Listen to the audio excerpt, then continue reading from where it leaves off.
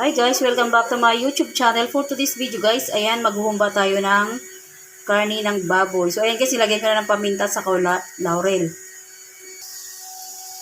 So ayan guys, ginisa ko na ang sibuyas at bawang.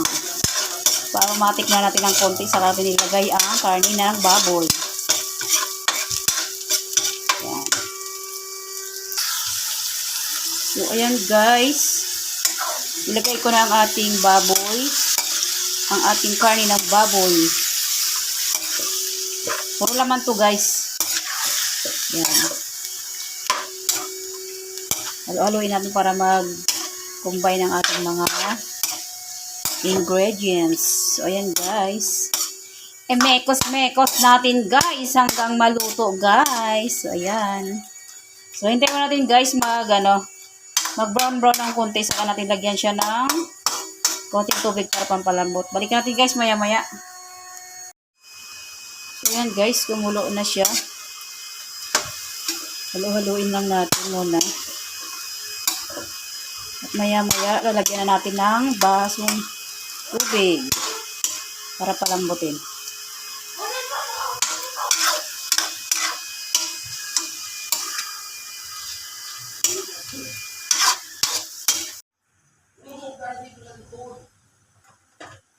So yan guys, sinagdagan siya ng tubig. So naglagay ako guys dito ng mga 2 basong tubig guys. Depende naman sa inyo guys kung gaano karaming tubig ang gusto nyo ko. So akin kasi 2 baso nilagay ko para malambot na malambot siya. So hintayin natin guys kumulo at patuin na natin bago natin timplahan. So yan guys, konti na lang yung tubig. Tignan natin kung malambot na siya para po pwede na nating lagyan ng mga toyo. So, ayun guys, malambot na.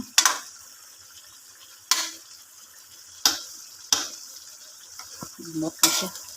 Lagyan natin siya guys ng mga ricados. Lagay tayo guys ng kaunting toyo.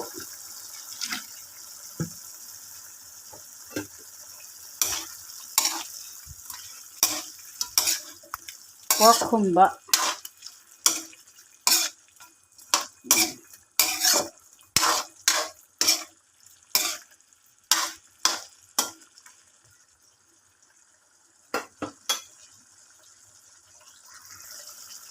Next, lagyan natin guys ng suka.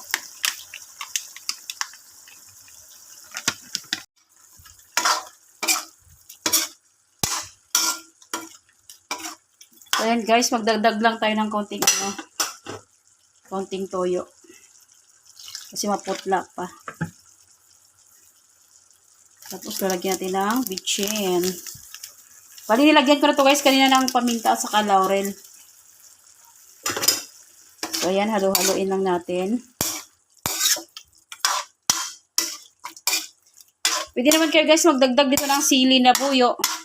Kung gusto nyong anghang. O kaya asukal. So, ayan guys, ang nilagay ko ay oyster sauce. Isang sachet lang guys ng maliit na oyster sauce ang nilagay ko. Pangit naman kasi pag sobrang matamis. So, ayan guys, halo-haloin lang natin ang ating pork humba. So, ito guys, pagtuyong tuyo.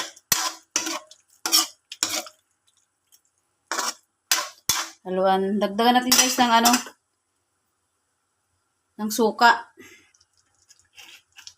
Konti lang kasi nilagay ko kanina guys. So, ayan. Lagyan tayo ng konti. Umay natin guys, haluin para hindi magdilaw yung suka. So, ayan guys, tignan natin kung luto na ang ating pork humba. Yun, malambot na siya guys.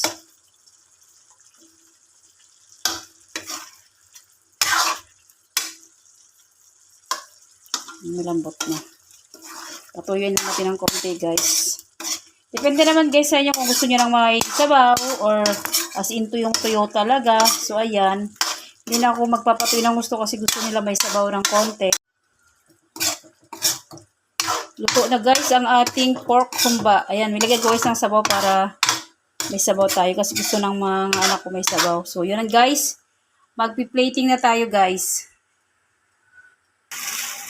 So, ayan guys, nag-plating na tayo.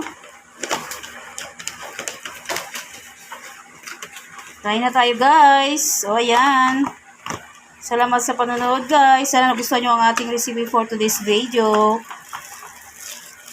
Please like, share, and subscribe. God bless.